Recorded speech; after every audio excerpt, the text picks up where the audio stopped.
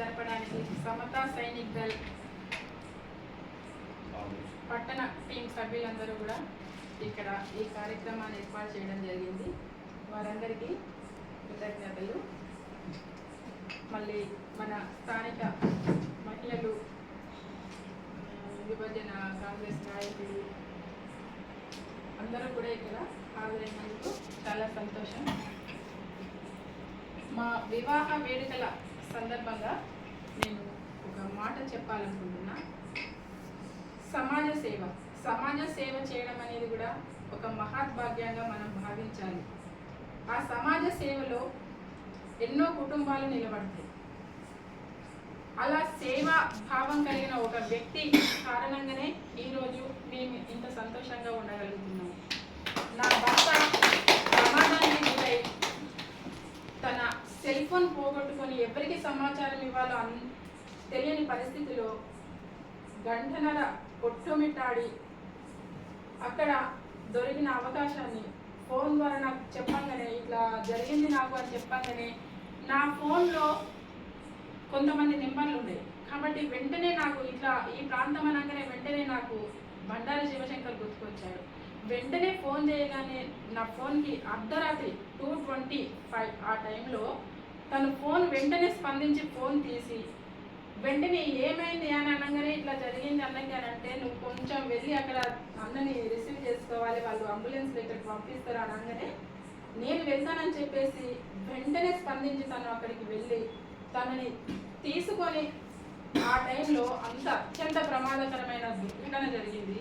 అసలు ఒక్కొక్కరైతే ముందుకే రాదు. కొంతమంది ఆటో ఉన్న వాళ్ళు కాస్త హెల్ప్ చేయండి అనేసి నైట్ టైంలో మనం ఫోన్ చేస్తే కూడా స్పందించట్లేదు. నేను ఇక్కడ లేను, నేను పలానా ఊర్లో ఉన్నా, అక్కడ ఉన్నా, ఇక్కడ ఉన్నా తప్పించుకుంటున్నారు. మనం వాళ్ళకి ఎందుకు ఫోన్ చేస్తామండి? వాళ్ళు ఆ ఆటో ఉంది, మనకు కొంచెమన్నా సహాయం అందించగలరన్న ఉద్దేశంతో కదా. వాళ్ళని మనం ఏం పెట్టుబడి పెట్టమని అడగట్లేదు కదా. కానీ ఆ టైంలో అతను పాపం అతనికి చిన్నపిల్లలు ఇద్దరు, భార్య పిల్లల్ని ఆ రాత్రి వదిలేసి కూడా నేను కాపాడాలి ఒక ప్రాణాన్ని అని చెప్పేసి ఆయన ఆ టైంలో ఉరికొచ్చిండు. జమ్మిగుండకు ఉరికొచ్చి తను అక్కడికి అంబులెన్స్లో వెళ్ళేసరికి అక్కడ ఎవ్వరు లేరు, కాపాడే నాదుడే లేడు. అతనే కనుక ఆ రోజు వెంటనే స్పందించి ఉండకపోతే ఈ రోజు మాకు ఈ మనిషి ఉండేవాడే కాదు. అతనికి మేము జీవితాంతం మా కుటుంబ సభ్యులమంతా కూడా ఎంత అంటే ఎంతో రుణపడి ఉంటాం. ఎంత చెప్పినా కూడా నిజంగా ఆ సమయంలో ఆయనే కనుక లేకపోతే అసలు మాకు ఎటువంటి రక్త సంబంధం లేదు అతనితో. అయినప్పటికీ కూడా ఆయన స్పందించి అప్పుడప్పుడు మాట్లాడితే నేను ఇంకా అతన్ని చిరాకు పడేదాన్ని.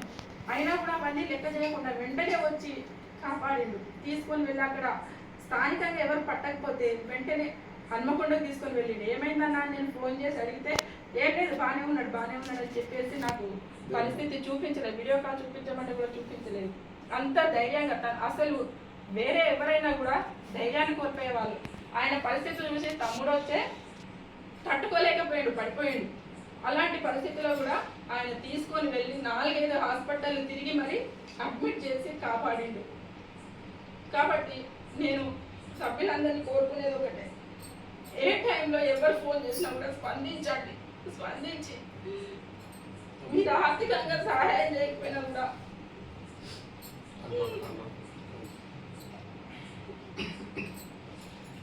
మీకు చేతనైన సహాయమైన అందించి జీవితాలని కాపాడండి, వాళ్ళ కుటుంబాలని కాపాడండి.